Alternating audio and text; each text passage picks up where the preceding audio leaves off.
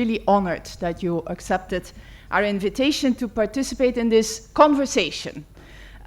How we can collaboratively work towards gender equality and climate resilience in agri-food systems in India and in South Asia.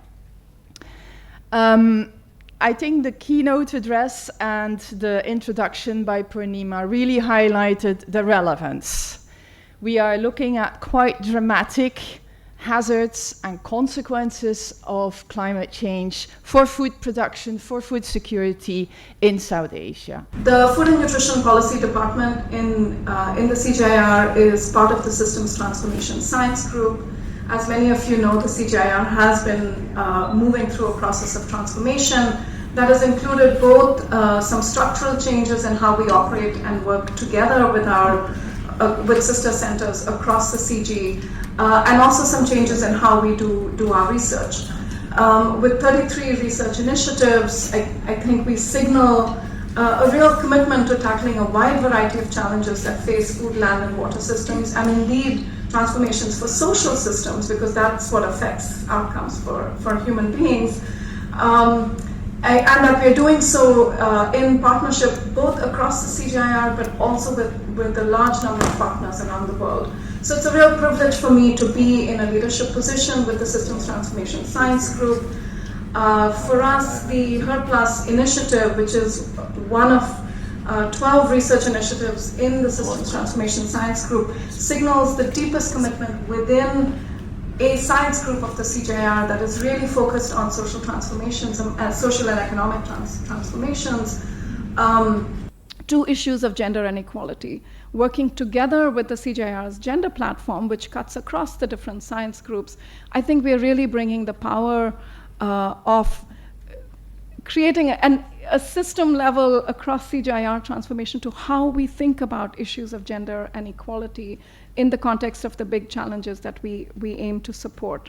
We simply can't make progress on either the climate agenda or any other broader development agenda really without keeping our focus really strongly on what's happening to 50% of the planet.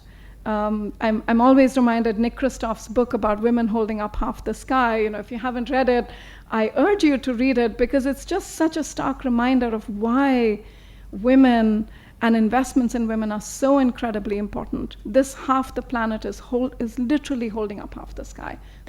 A farmer tilling the soil under a scorching sun is a common scene in South Asia, where agriculture is the backbone of the economy. But now, the new reality is the farmer struggling to adapt to shifting weather patterns, unseasonal rains, and prolonged droughts. Unpredictable weather events are disrupting the crop cycles, resulting in lower yields and occasionally complete crop failures. Women are increasingly being seen as more vulnerable than men to the impacts of climate change, mainly because they are proportionately more dependent on threatened natural resources. We are looking at quite dramatic hazards and consequences of climate change for food production, for food security in South Asia. Women are more vulnerable, but they're also agents of change. But agents of change that we have to support to be empowered, and that can happen by addressing some of the discriminatory norms that can be supported by supporting their voice and their decision-making power in climate action spaces. We also have to make sure that women have access to the resources and the technology that they need to be agents of change. Focal countries of Work Package 1, as Els indicated, is Tanzania and Nigeria, where discriminatory social institutions are the root cause of gender inequalities more broadly, and then both countries are considered climate hotspots. The Work Package 1 on gender transformative approach, we have three main bodies of research along three impact pathways. The first aims to build an evidence base through the assessments of normative constraints that impact women's abilities to build economic resilience to climate change challenges. And then this evidence base is fed into a participatory stakeholder process to identify leverage points and levers to intervene at a deeper level. And then that helps inform the design and testing of gender transformative approaches at different scales with a variety of partners. In one of the regions in Bundelkhand, to prove my point, like why addressing gender and socio-cultural norms is important in biophysical research, and what are the consequences if we do not do that. So this is a project that ICRISAT implemented. It's a watershed project that was implemented in Bundelkhand region in Uttar Pradesh. Now Bundelkhand region is a hotspot of water scarcity, extreme marginalization and deep-rooted patriarchy. So it's almost like a feudal society where like the domination, you see the domination of certain elite communities like the Yadav communities and the domination of men. Now ICRISAT introduced some watershed interventions in that area, and I'm happy to say that we did an excellent job in introducing these watershed interventions along with our partners. And then we know that technologies are out there. We make a lot of attempts to transfer those technologies to smallholder farmers, to men and women. But hey, we also know, we have evidence to show that women don't have access to these technologies, as much as they need to have, being the primary workers on those farms and increasingly managers of those farms. If you want to see our technologies, whatever institutions have developed, they are transmitted in true spirit. So we have to have participation of both man and woman. So far it was an imbalanced one. So that could be one of the major reasons that many of the technologies failed at the field level, and the women were not taken into confidence. And the feedback was also not coming from the field about the performance of the technology at the field level. If they are failing, why they are failing. Everything will be done by women, but when we question them, they will say, he knows. So the aim of this work package is really to inform stakeholders on what designs are effective and should be invested in, and what works to support women over the short and longer term. Just in the sense of why social protection is a promising platform, one main reason is that it already reaches many poor households at large scale in climate affected settings. So these programs already exist, they already target the poor, and so if we can tweak them, we have a lot of potential for impact. And because they combine resource transfers, often with these kinds of complementary activities like trainings, they can, in theory, if they're designed well, address women's inequitable access to resources alongside things like their inequitable access to information, and potentially, depending what kind of training and sensitization is provided, even affect gender norms. And again, this goes back to some of the bundling ideas that you just heard about. So all of these constraints, if they're addressed, can support women with coping with, but also adapting to climate change. I'll start with a case study in Bangladesh, which is the Transfer Modality Research Initiative, or TMRI, which was implemented as a randomized controlled trial in collaboration with the World Food Programme in Bangladesh. And this was targeted to women in very poor rural households. They were provided either no intervention in the control group, or cash or food transfers with or without nutrition training, again engaging men, mothers-in-law, and so on. And this was implemented from 2012 to 2014. What we're finding in the north is that results actually are looking quite a bit like what I was describing in Farzana's story. So in 2022, which is 8 years after the program ended, we're seeing the combination of cash with training, increasing still household incomes, leading to lower stress and depression among women themselves, leading to greater agency among women, and our evidence suggests that this is plausibly coming from women continuing to be more involved in livelihoods related to poultry and livestock that they were able to mobilize through the program. When you look at the South, which again is the setting that's much more affected by cyclones, and a part of the country, part of that region is affected by salinity, you see quite different effects. And here, it really looks like 8 years after the program, you see few significant effects remaining for women. Why social protection programs? Social protection programs have a good reach, and I think this is a very important tool, a useful tool that can, help build these, move forward and bridge these gaps. So we have many programs focusing on women coming up with respect to social protection. You name it. There are programs like, for example, Bangladesh Vulnerable Feeding Group program, which focuses on women. Then MGNRGS has components. Then Nepal's climate change adaptation program, if you look at it, it has an element of, it's focusing on women. They're designing various features in these programs that are focusing on women.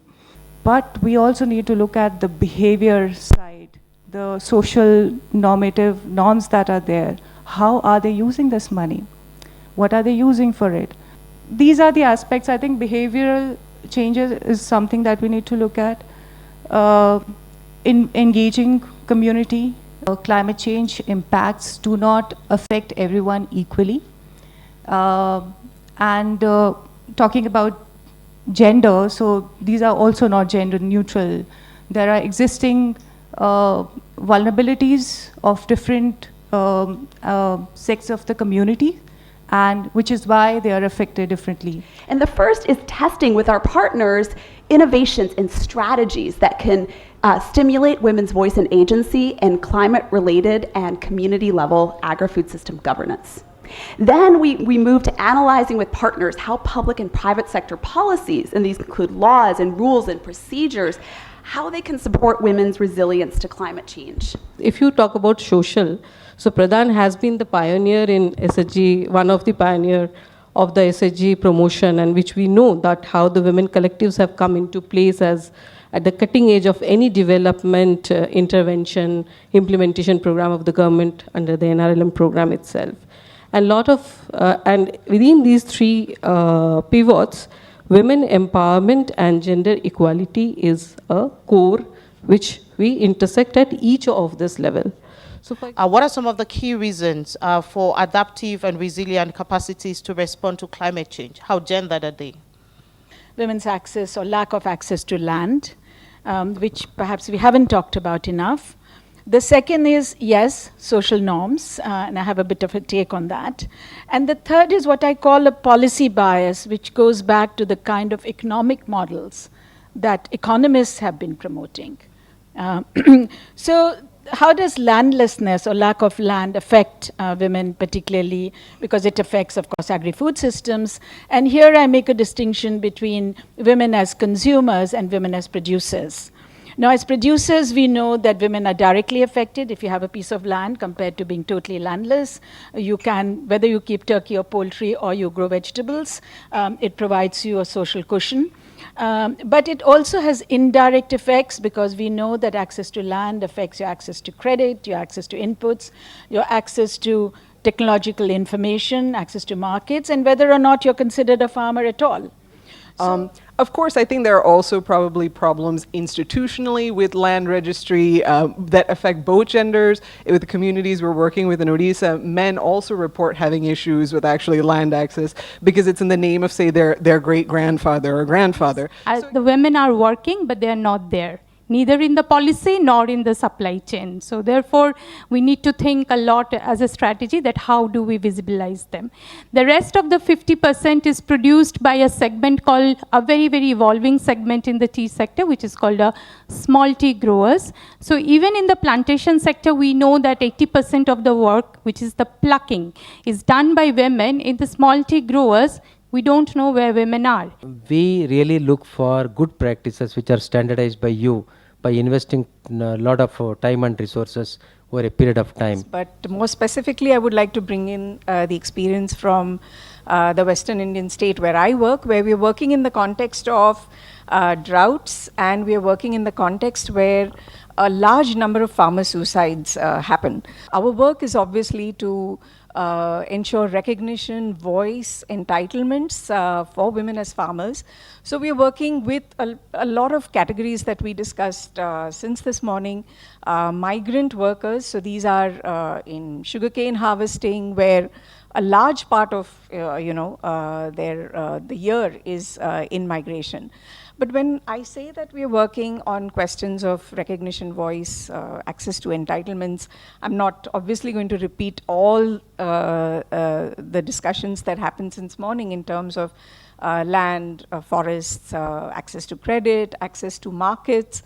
But the other thing that we are trying to do is to try and locate these larger questions of recognition, access, entitlements in the context of the agrarian paradigm. One of the ideas behind the dialogues was always to have a dialogue, to talk to partners, to figure out. The second part I did want to say is that at some level, this project, or this Her Plus, is a little bit of a gem. The reason I say that is it's one of the few where we have real gender research front and center. Not, as Vicky and I sometimes like to say, the handmaiden of somebody else. We are front and center, and you in this room are part of that. So for me, that is one of the great things about this, this project. Then third, I think what's amazing is that it actually brings a lot of different pieces on gender together. We always talk about access to resources, we talk about voice. Here it is actually happening at the center. This is where we want to understand how those interact. So again, please, as you go forward, think about how you can make those interact even more. Dr. P. Chandrasekhara's keynote address was fantastic.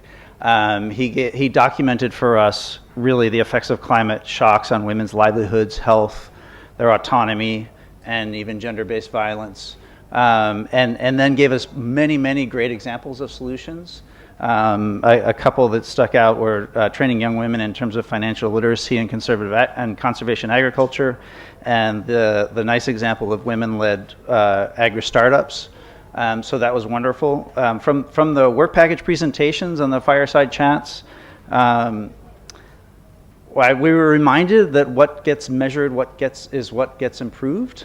So we had a couple of examples of really good tools that have been developed, including on measuring gender transformative change in norms from Work Package 1 and in Work Package 4, the tool on women's voice and agency. So we want to see those actually getting used now and actually taken up and scaled up.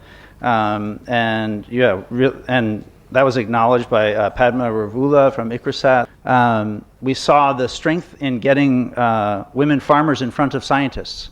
They had to kind of straighten the scientists out to say, it's not poultry that we want, we're actually aiming higher within the value chain, bring us turkeys. And under Work Package 3, so we need to expand the research around the evidence gaps on what we know about social protection, gender, and climate change. So the review there has identified some really big gaps, and I think that's sort of a call for more research there.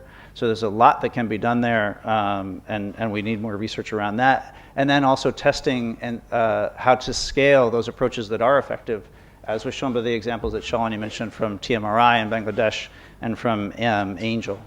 And then finally, from Work Package 4, let's take up the evidence on how increasing the share of women in mixed gender groups actually affects what topics are actually on the agenda and what gets discussed. I love seeing that evidence. Just in closing, I sort of pick up where Nicolene left off. I think Her Plus really reflects the richness of gender research in the CGIAR. I think we've had a really good start. We have a long way to go, certainly.